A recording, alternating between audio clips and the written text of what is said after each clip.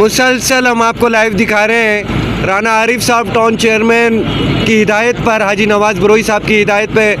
Vice chairman Rana صاحب خود موجود ہیں، مانیٹرنگ کر رہے ہیں، پورے ڈپارٹمنٹ کے لوگ موجود ہیں۔ رانا صاحب السلام علیکم۔ جی وعلیکم السلام صاحب۔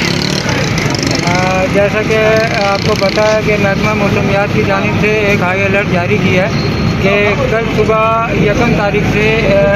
بارش جو ہے وہ مسجد ہے، تو ڈی سی صاحب کی ہدایت کے مطابق چیئرمین جناب حاجی نواز بروئی صاحب کی خصوصی ہدایت پر آج ہمارا یہ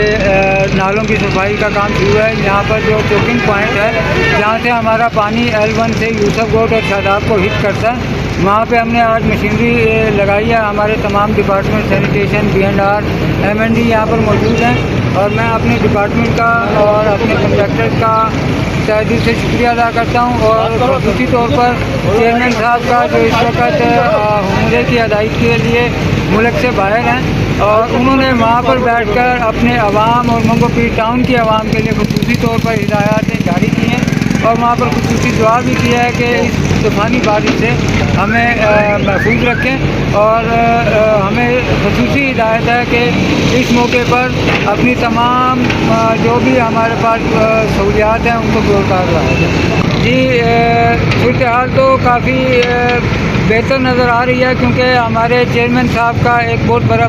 بڑا پروجیکٹ جو کہ یوسف گوٹ میں چل رہا ہے، جو کہ KDA کام کر رہا ہے، اس نے ایک 4 KB نالا بنایا، اور جو ہماری یہ تمام چھوٹے نالے ہیں وہ اسی میں جا کر